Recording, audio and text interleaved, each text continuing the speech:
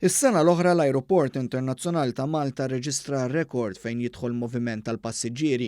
Fil-fatt tul l-2019 għaddew mill-ajruport ftit aktar minn 7,300,000 passiġġier, żieda ta' 7.4% meta mqabbel mas-sena l-oħra.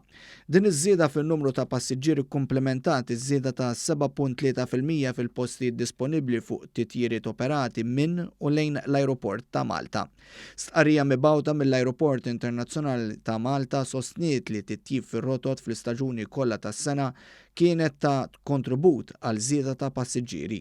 Tul is-sena l-oħra b'kollox telgħu u niżlu aktar minn 51,000 ajruplan.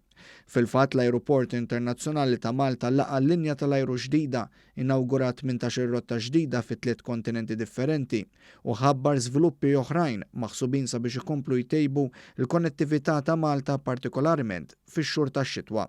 Grazzi għal dan fix-xhur tax-xitwa ġinnu ta' tkabbir ta' 7.2% filwaqt li żieda fin-numru tal-passiġġieri fix-xhur tas-sajf kienet ogħla u laħqet is-7.6%.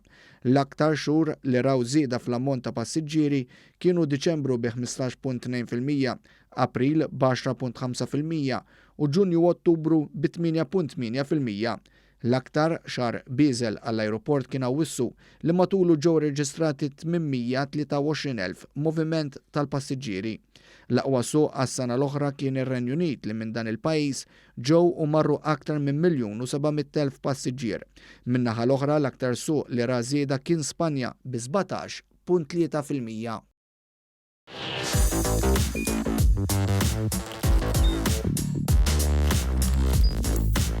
Idħol fuq one.com.mt u hemmhekk tista' tara l-programmi kollha li jxandru fuq One permezz ta' One Play.